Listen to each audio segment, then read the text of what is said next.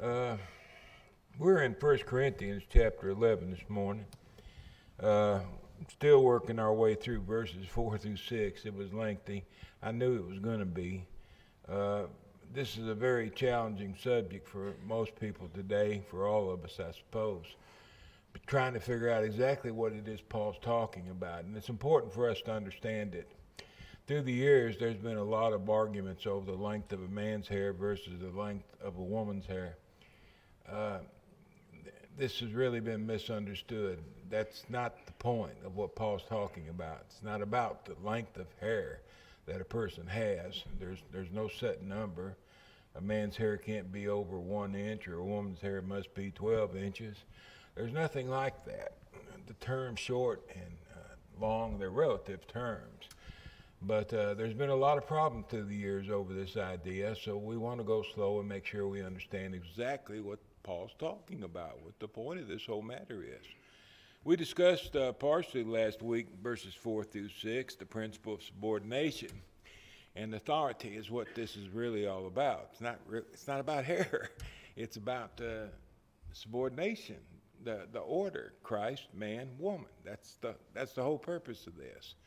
And how each one is to assume their role and accept it, gladly accept it, and not try to be something other than what or who we are. So we'll just read through a couple of verses, I think, that we've already talked about so we can keep the context going. Every man praying or prophesying, having his head covered, dishonors his head. That would be, of course, the Christ. Every woman who prays and prophesies with her head uncovered dishonors her head. That would be the man. For that is one and the same as if her head were shaved. If she doesn't have a covering on her head, the veil, then why not shave your head? You know, what's the difference? To remove the veil, you might as well remove the hair altogether. It just doesn't matter anymore.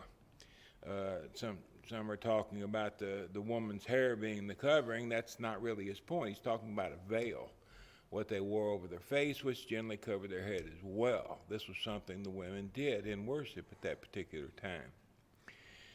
For if a woman is not covered, let her be shorn. If it is shameful for a woman to be shorn or shaved, which it was, let her be covered. Put on your covering.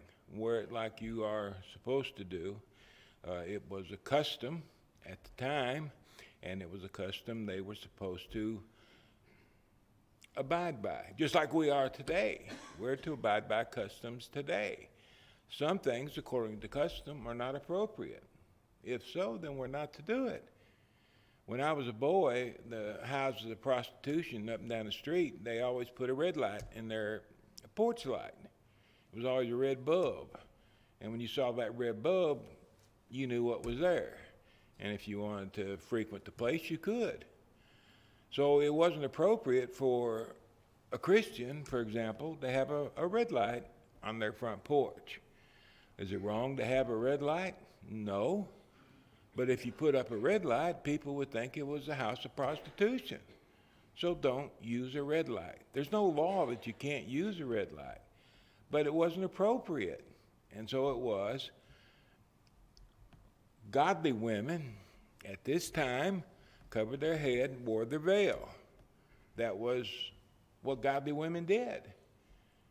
Prostitutes, on the other hand, they cropped their hair off. They wore short hair, almost to a brush cut, depending on the person, and that's how they identified themselves as prostitutes. They didn't have red light bulbs, so they used their heads to be a signpost for who they were.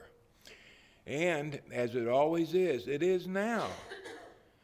Look how many females try to imitate Britney Spears.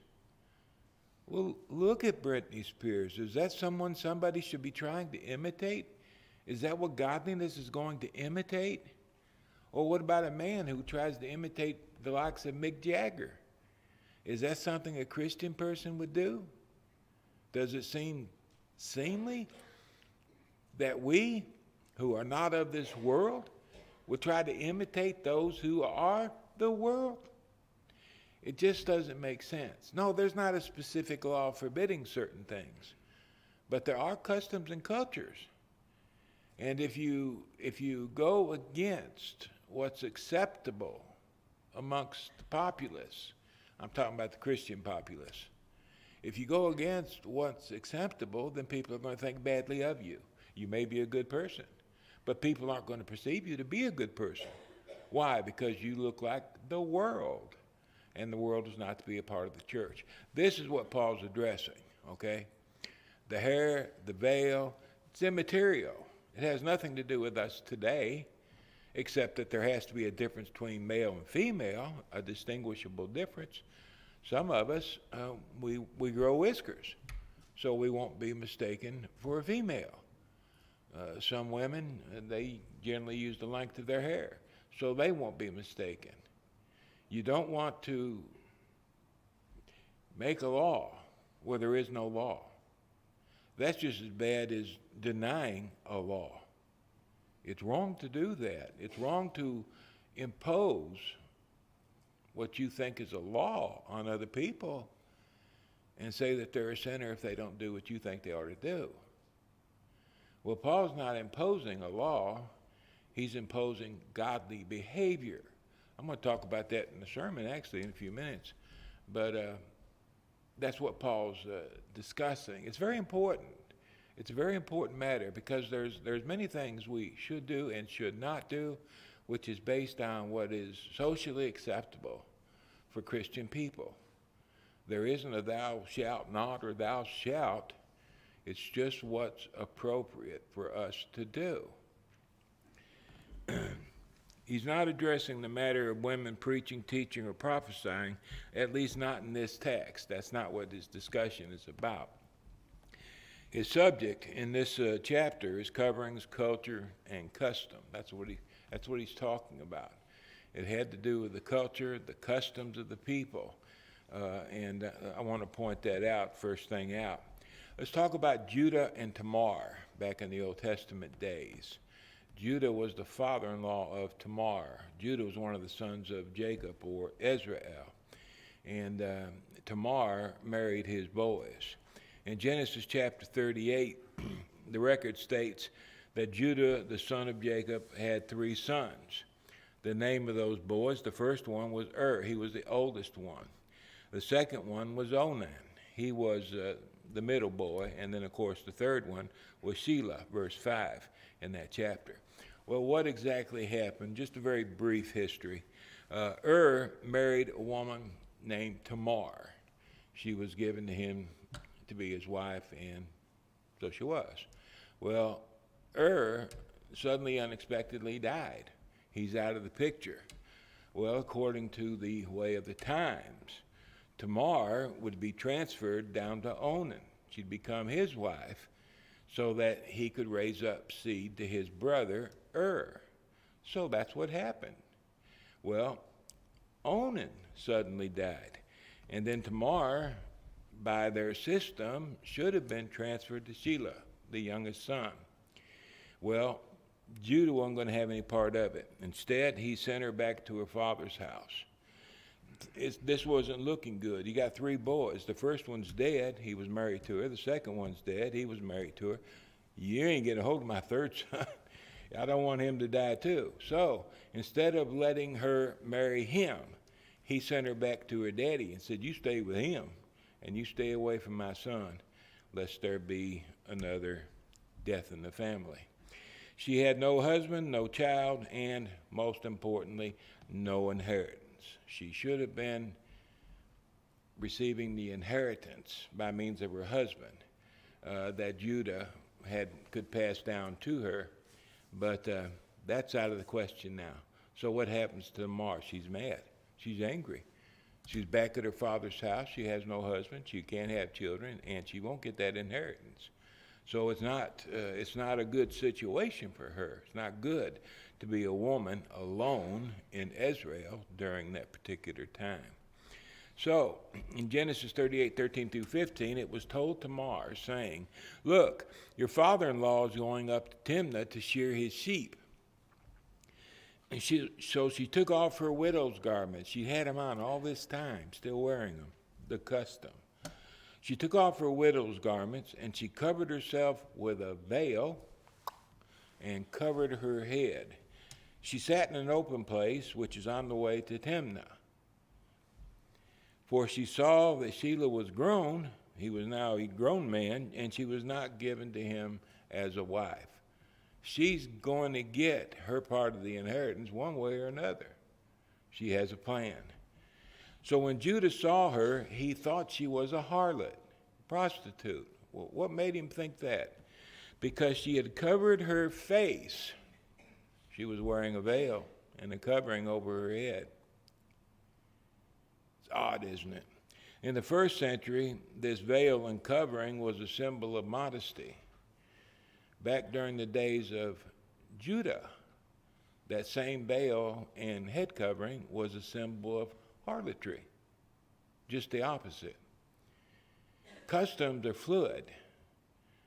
What was appropriate in the 1950s may not be appropriate today. And what was inappropriate in the 1950s might be appropriate today. I remember hearing when I was young that it was wrong to play cards, playing cards. That you shouldn't, people play cards and they gamble, therefore you shouldn't play cards. You couldn't play rook, couldn't play pinochle. You couldn't play ace-deuce or anything else because it was seen to be a bad thing, and the preachers preached it from their pulpits loud and clear. Well, it was not appropriate for the time. People abstained, I say for the most part, except when they were hid in their house. Then they'd bring out the cards. But people abstained from any public display of playing cards. Today, that's not the case. People play rook, people play pinochle. Nobody's ashamed of it. They'll play it out in their front yard. They'll play it when they go camping. Nothing wrong. Nobody thinks it's wrong. But there was a time when it was perceived to be wrong. There are some things today we may perceive to be right or wrong, and 20 years from now it may be just the opposite. Laws don't change. They never change. Jesus said we're to be baptized for remission of sins. That's going to be that way until the last day before he comes. But customs and cultures are fluid. They change. And if you can't change with the times as these customs change, you're going to find yourself on the wrong side of the good book because you're going to be imposing as law what was never a law. It just seemed like it was a law. You've heard me tell the story about when people got these little trays and put them on the Lord's Supper table. Some congregations had a division over it. And the reason was you're supposed to put a sheet over the Lord's Supper. Well, that's been that way ever since I can remember. It was that way when I was a boy. And now all of a sudden, you modern types, you want to upgrade everything. You want to do things different than what we've always done it. And you went out and bought these trays that's got a lid on them.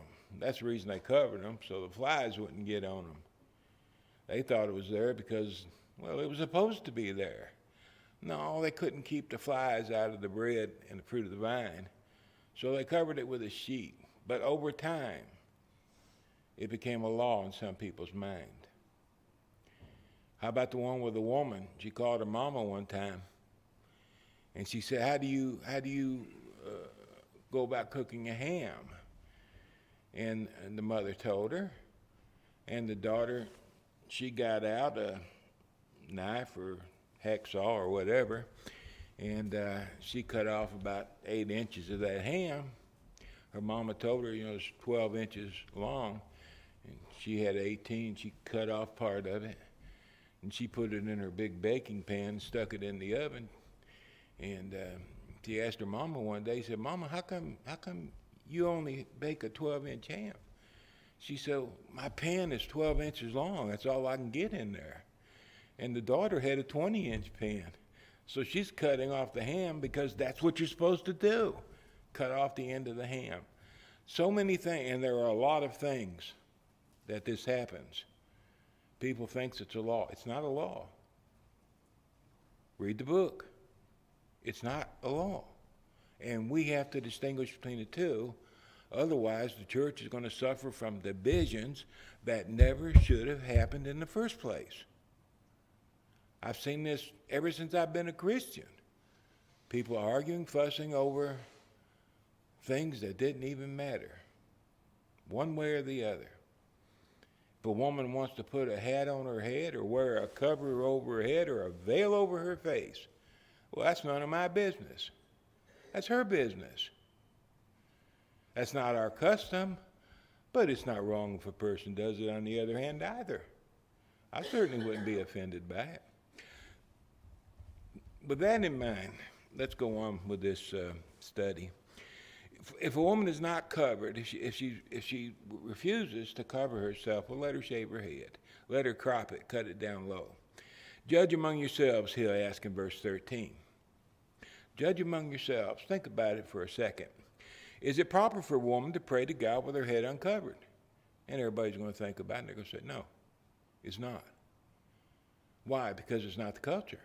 It's not the custom. A woman come into worship without having her head, that's blasphemy in the minds of most people. She can't do that. He said, now think about it. Judge among yourselves. Is it proper for a woman not to cover her head? And the consensus is going to be, no, it's not. If you ask the same thing today, people say, sure, it is. But back then they would have said, no, it's not. If you would have asked back in the day of Judah, they would have said, no, she better not cover her head when she comes to worship, because everybody would know she was a prostitute. They're fluid. They always change. He goes back to verse 6. If it is shameful for a woman to be shorn or shaved, and it would be, adulteresses sometimes, their heads were shaved to identify them as an adulteress. When Berlin fell, there were those who cohorted with the Germans. These were women of different nationalities. They cohorted with the Germans. They would shave their heads bald and put a swastika on their head to identify them as one who took sides with the Germans during the war. Well, back then, if a woman was an adulteress, they shaved her head, and that was identifying her as an adulteress. This would be a Christian woman, of course. There were worldly women that didn't mind being bald-headed, but a Christian woman that was bald-headed, well, she couldn't come to worship anymore lest everybody knows she was an adulteress. Well, what if she was to ask for forgiveness? Could she be? Well, of course she could be forgiven, but now she's got stuck with a bald head. It shouldn't have never happened in the first place. If it's a shame to be bald or shaved, shorn or shaved, then let her be covered. Wear the covering. You should be just as ashamed if you don't have a covering on and you go to worship God. You should be ashamed. They weren't, but they should have been. Something's wrong.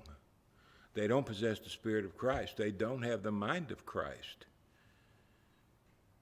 If they were godly, righteous women, they would have been embarrassed by the prospect of not wearing a veil in worship. But they weren't, which goes to show that something was missing in their heart. They weren't what they were supposed to be. The Talmud indicates that a Jew considered a woman with a shaved head extremely ugly. Can you believe that's in their book? That's a book that's more important than the Old Testament to them. And they talk about a woman being ugly with a shaved head. Chrysostom, he's a historian, records that women guilty of adultery had their hair shaved off and were marked as prostitutes. Aristophanes even taught that the mother of unworthy children should have her hair shorn. Boy, there'd be a lot of bald-headed women today if that was the rule. But it wasn't. It was the custom of the time. This was the doings of the Jewish people. Praying or prophesying, keep that in mind. What's he talking about? Worship. When a woman worships God, when she prays or prophesies, let her be covered. What if she goes into the closet? Let her be covered. Anytime she prays or prophesies, how could she prophesy? They had women assemblies. That wasn't hard. It was all females. Can a woman preach at an all-female assembly? Well, of course she can. And a woman could prophesy at an all-female assembly. But if there was a man there, she wouldn't be allowed to do it because she can't teach men. She has to be silent because that's what the law says. Okay? So he's not saying a woman has to be covered, wear a veil all the time. But when she approaches God, her head has to be covered and wearing, of course, the veil, which the covering was. The veil was just a part of it. For a man indeed ought not to cover his head, since he is the image and glory of God. But a woman is the glory of man, and that's the difference. Boy, it's a little bit hard to understand, but not too much. Adam was the first man, which gave man preeminence on earth. The woman and every creature that had life was subordinate to the man, Adam. He was the cream of God's creation. There was nothing on the earth that ranked higher than the man. Therefore, the man was not to approach God with a head covering. Now, obviously, he's not talking about hair, is he? Because you'd have to shave your head if that was the case. But there were men, especially among the Jews, who wore veil or coverings over their head. They didn't wear the veil, but they covered their head when they prayed or worshiped. You're not supposed to do that. Why? Because man is the epitome of God's creation, the tip of the iceberg. There's nothing on the earth higher than a man, and therefore a man is not to wear covering. The woman, on the other hand, she was not to pray or prophesy unless she covered her head. Why? Because she wasn't the highest on the earth. She was in subordination to the man. And because she was in subordination to another on the earth, she was supposed to wear the head covering, demonstrating her subordination to man. That's why the man didn't wear a cover, because the only thing higher than him was God, and God is everywhere. But the woman, because man was first, the woman had to wear a covering, indicating she understood she was subordinate to the man. Do you understand that? That's very important. I think I talked last week about this not being a shame to the female. It had nothing to do with intellect. It had nothing to do with ability. It had nothing to do with strength. It had nothing to do with any of that stuff. The only reason this was the case, number one, Adam was created and Eve was created out of Adam. Number two, Eve was deceived by the serpent in the garden. The man wasn't. He just sinned gladly to make his wife happy, apparently. But for those two reasons, the woman was placed in subjection to the man in the Garden of Eden before they were expelled from the garden. That was part of the punishment she received for letting herself be deceived by the serpent. So we have this order that existed. The man doesn't cover his head, and the woman should. I seen a man in a worship one time, he wore a hat. And I asked him why he wore the hat. He said his rug was out being cleaned. So he put on a hat. No, you're not supposed to do that. You're not supposed to wear a hat when you worship God. That stands as a symbol of your subordination to something on the earth higher than you are. And when he did that, he was wrong in so doing. But the woman, on the other hand, she wears the covering because she's subordinate to man. It's not a custom today, but it was, at least at one time. It's not a law. It was never given as law. It was only cultural. And therefore, since it wasn't law, we have to see it as a cultural event and not try to make a law out of it. This is the anti-brethren, whom we love very much. They try to impose laws and restrictions on the rest of us that they have no right to. The things that they declare we must do, there's no law saying that we ought to do that, and there's no law prohibiting what we do. But they think it's the best way to do it. Well, that's fine. That's why I told a preacher down in Gainesboro, that's fine. If that's what you think the congregation at Gainesboro needs to do, then by all means do it. But don't tell us what to do. I'm not going to complain about you not having Bible classes, and you ought not complain about us having Bible classes. But he was trying to take a belief and make it a law. And that's the same thing we would do today if we started imposing these rules and regulations today. Praying or prophesying is the time, not going to the market. A man indeed ought not to cover his head, because he is the image and the glory of God. He was created in the image of God from the dust of the earth. The woman, on the other hand, was created from the man, and therefore hers is a secondary role. The woman is the glory of the man. God created the man out of the dust of the earth. This man was God's glory. The woman was created out of the rib that came out of the man. This woman was the man's glory. Okay? It's kind of like a L. God and man, man and woman. And that's the order that we find given as a law by the Lord right from the beginning in the Garden of Eden. And it's passed down till today. The man is the image and glory of God. The woman is the glory of man. That's the order. God, man, woman. Many don't like it. Well, you don't have to like it. But you have to deal with the Lord about it. It's not my order of things.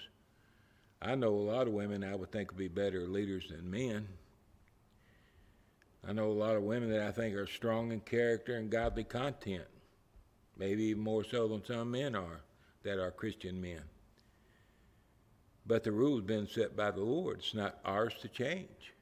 We just have to accept it as it is. Of course, we're not talking about man being boss over a woman. If the man is like Christ, willing to lay down his life for his wife, then he ought to lay down his life for his wife as he lives. His wife would be his first order of business. His interests would be secondary to hers, if he is what he ought to be.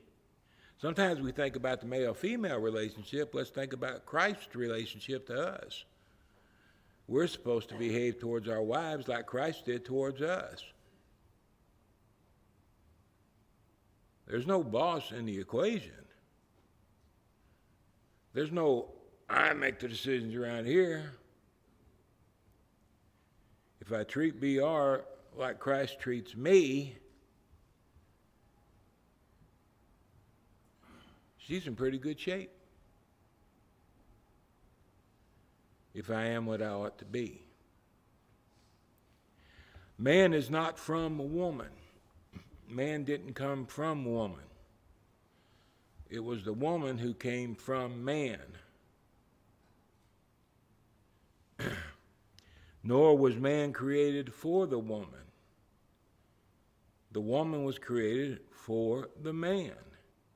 That was the purpose. This is how the order got established. For this reason, the woman came from man. For this reason, the woman ought to have a symbol of authority on her head. because of the angels. Now we know in the text when the words are italicized, they don't belong there, such as a symbol of. Those are italicized in your Bible. What does that mean? They don't belong there. The way it ought to read is, for this reason, the woman ought to have authority on her head because of the angels. The angels witness our worship, that the angels would not be offended because the woman is acting out of not in harmony with the godly character. The angels will be offended by her actions. So this ought not be going on in the church of Corinth, even though it was. The Lord, or Paul, well, of course the Lord was telling Paul, but the Lord knew what the purpose of it was. They were trying to be in step with the prostitutes at the temple of Aphrodite. Oh, look at that. Oh, that hairdo is so marvelous. I've got to have that hairdo. No, that's not the way Christians are supposed to think. The Lord said, do not love the world or the things that are in the world. If anyone loves the world, the love of the Father is not in him. When we love the world and worldliness, we don't possess the love of God. Something's missing, something absent.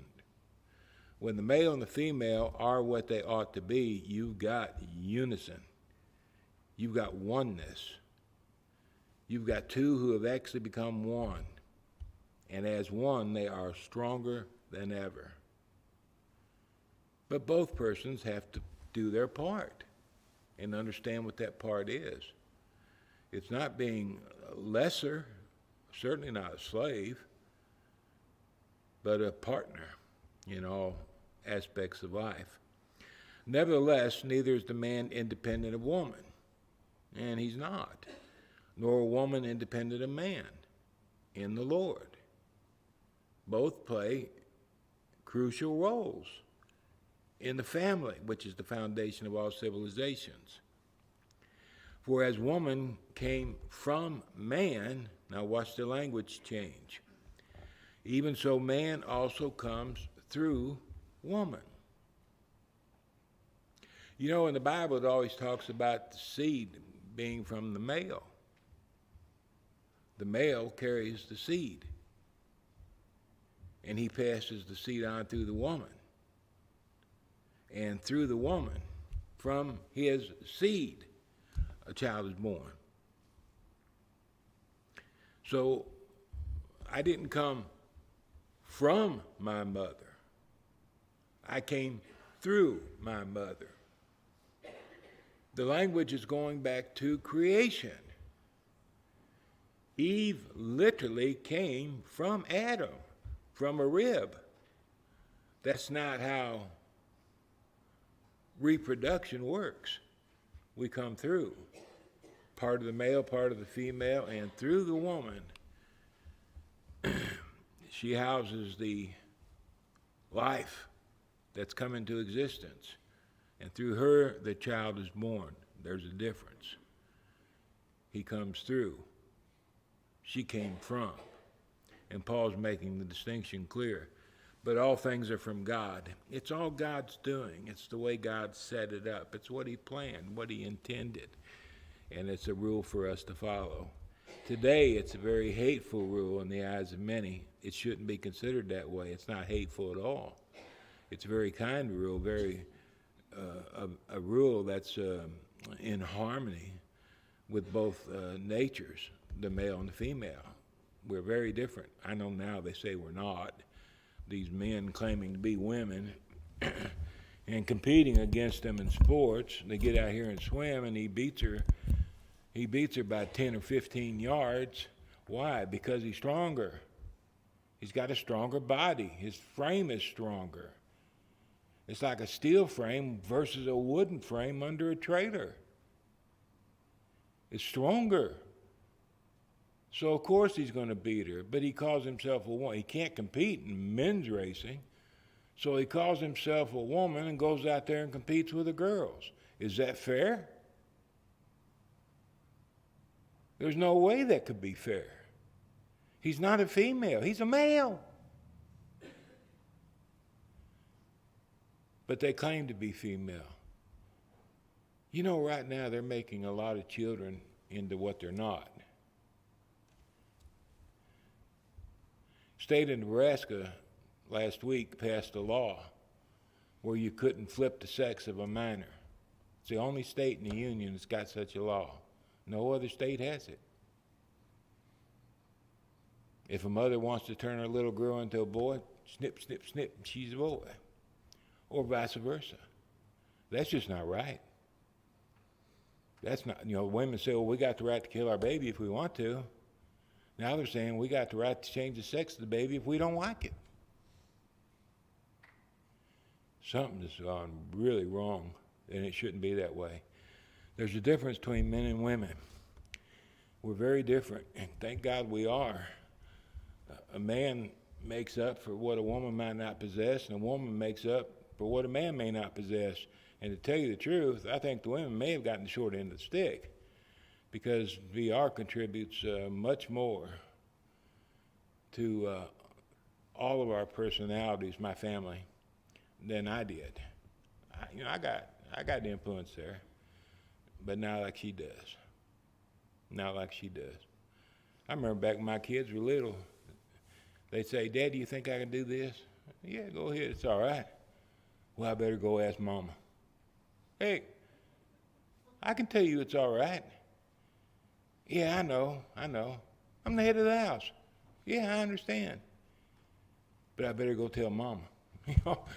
They're going to tell Mama. I don't even know why that fool would come to me in the first place. There's something different.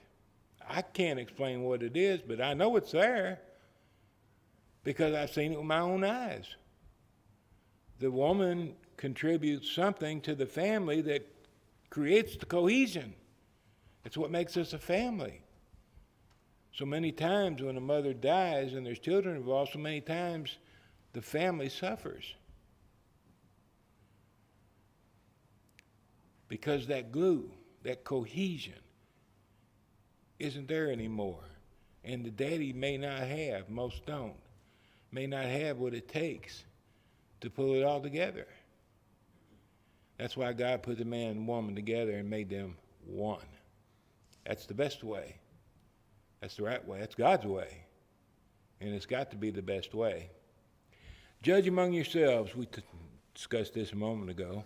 Is it proper for a woman to pray to God with her head uncovered? Today we say yes. Back then they would say no, it wasn't. It was not the accepted practice among the righteous at that time. Does not even nature itself teach you that if a man has long hair, it is a dishonor to him? But if a woman has long hair, it is a glory to her, for her hair is given to her for a covering. Now, where did our understanding of this practice come from? That women's hair is longer than a man's hair. He said nature teaches us that. I can't explain how nature does. I know it does. Because men wearing shorter hair than women is something that's universal. It's a universal practice. All nations practice it. Men have shorter hair than women. It's the way it is. Where did the rule come from? Where did the law come from? I know of no such law, except perhaps the law of nature. Somehow, in some way, nature teaches us that a woman's hair is going to be longer than a man's. Now, that's not a pat rule, but that is the custom, and it's a custom universally. One distinction made between a man and a woman. It's not the only one, but it's one way of distinguishing the difference between the male and the female. Generally, it's the length of one's hair. I used to wear long hair. That's why I had to grow a beard, because somebody would think I was a woman until I turned around. And they knew, I ain't no woman. I try to make light of it because I know it can be tense for some. Yeah, Jeff? I always, of course, I've had long hair. A few years ago, I let it grow. Paul's asking a question. He's not making a statement. No. He's asking a question. And it depends upon the context and what, as he may be being sarcastic here. I mean, I'm not an expert by any means,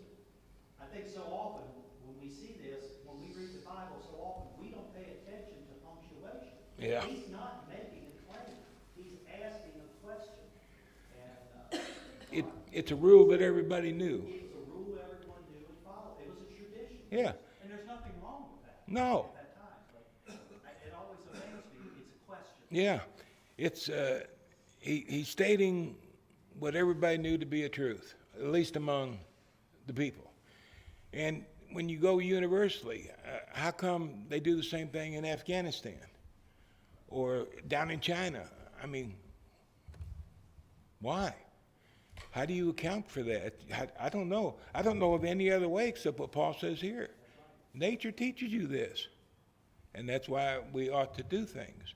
Sometimes it's the custom, and when it is a custom, we got our own customs we contend with, things we do and don't do, because it just doesn't seem right for either the male or female to do it. So we abstain from some things, not because there's a law, but because people will misunderstand who we are. And for godly people, that's a big deal. I'm trying to win souls to Christ, not run them off. So I try to conform to what's appropriate. I remember one time at Free Will, a woman come out the back door. She was old as Moses. She come out the back door and she said, well, your sermon was okay, but you really need to get that stuff off your face. I said, why? She said, it's nasty.